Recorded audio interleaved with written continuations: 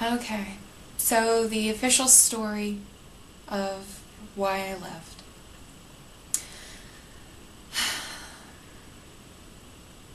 You know, I really, really tried to rack my brain and my memory and remember all of the details about what was said to me that day.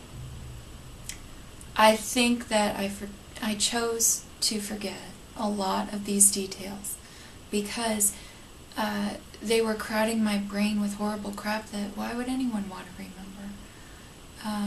So I'm not able to retrieve all of the memories, and I wish I could. I'd like to be able to tell the story coherently, but I don't think I'm going to be able to, but I'll try. The reason that the ultimate reason that kicked off the entire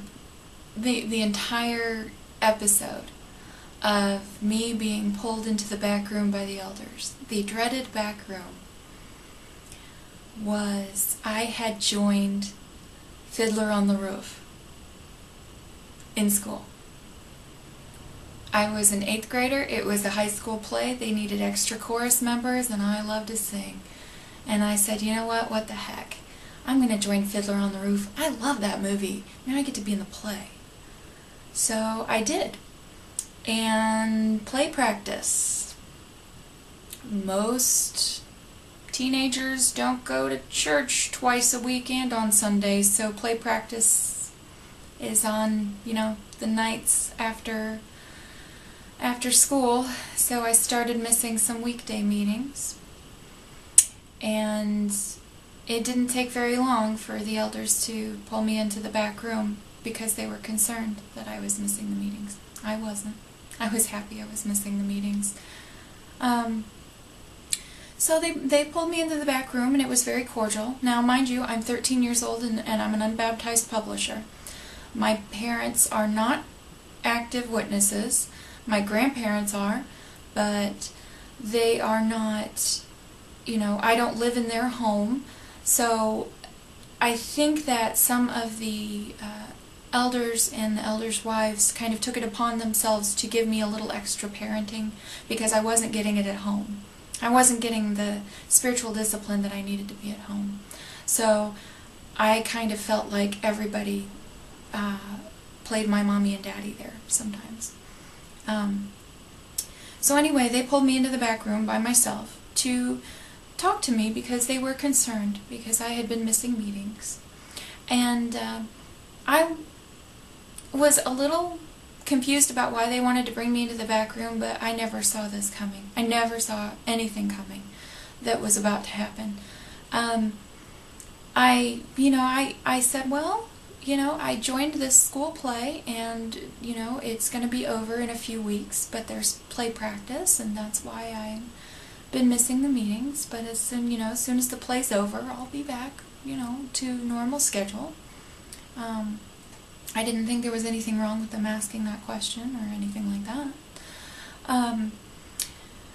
And then when they found out that I was in a school play, the conversation changed to watching my associations and worrying about my spiritual health, and that if I continued to miss meetings, that it would draw me further away from Jehovah. So, and associating with these worldly kids in this play, would that be what Jehovah wanted me to do? Would this be a prudent thing to do? I told them that it really didn't bother me. It was only a couple of weeks and I'd be back. And that was probably the point where I probably said the thing that made it get worse. And so they tightened the screws a little bit because I said that I was actually enjoying taking a break. Oops. They didn't like that. That raised their concerns a little bit more. So they started talking to me more about my behavior. My behavior was fine. My behavior was that of a 13-year-old girl. But I knew that this was going to get brought up. So here's the rest of the story about the Bethel trip. one night on the Bethel trip, after we had toured the factory and the printing presses and all that boring stuff, I remember staring out the window and looking at the Statue of Liberty and thinking that was much more exciting. And we went back to the hotel, and there was a pool in the hotel that we were staying in. So me and my friend, who was a year younger than me, and the 15-year-old boy, and several other witness kids around our general adolescent age group, all went down to the pool to swim. And me and my friend and the 15-year-old boy were the last ones out. In fact, we stayed out later than we were supposed to. We were at the public pool in the hotel. There were other people there. Absolutely nothing indecent happened. And anyway, but I got in trouble when we got back to the hotel room. I got in trouble from the elder and his wife about staying out like that, and got made to feel that I'd been doing something indecent, which wasn't true.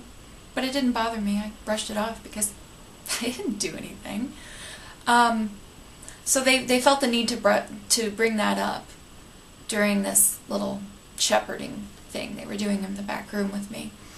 And I, informed them that nothing that was inappropriate had happened.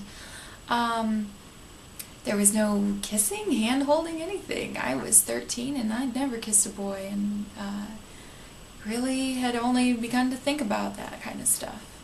Then I wish I remembered the next part of the... I wish I remembered the rest of the details. But they continually tried to convince me that I needed to stop being in this play, and that I needed to focus more on my meeting attendance and on the ministry and all of the things that I had been trying to avoid. And when I told them that I needed a break and that I just didn't have I just didn't want to do it. And I didn't know why, but I just wasn't, I was just tired of it. Then the conversation got a little more stern. It got a little more emphatic on their part, a little more frustrated, because I wasn't responding the way they wanted me to respond. They started lecturing me on the dangers of associating with worldly people and with I don't even remember all the details. It's all thrown together in my mind as a horrible piece of brain junk that I don't like to recall. But the thing, I could have let it all go. And I probably would have continued to stay a witness. And I would have either, I don't know if I would have fought them on this or if I would have eventually caved, had the conversation not steered the way that it did next. I do need to tell you a little bit of a backstory real quick. I have many family members that have been disfellowshipped, and I'm grateful for every single one of them that was ever disfellowshipped, that stayed out anyway.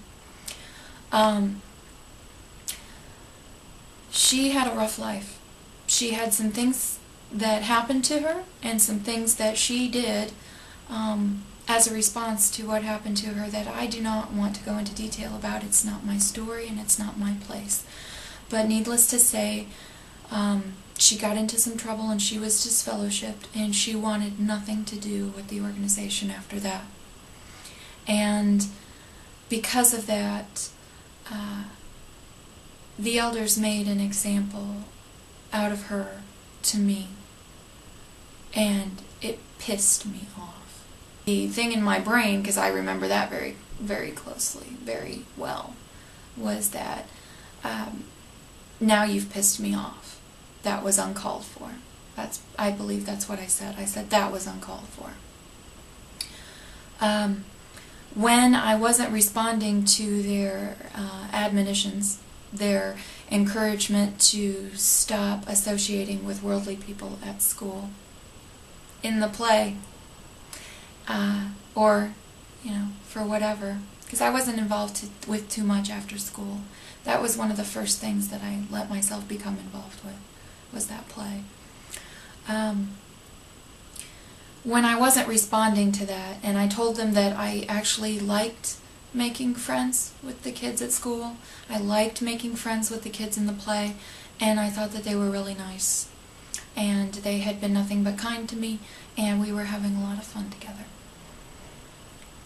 And when I continued to talk about that, and that I didn't think that having this amount of association with worldly people was going to be damaging to me,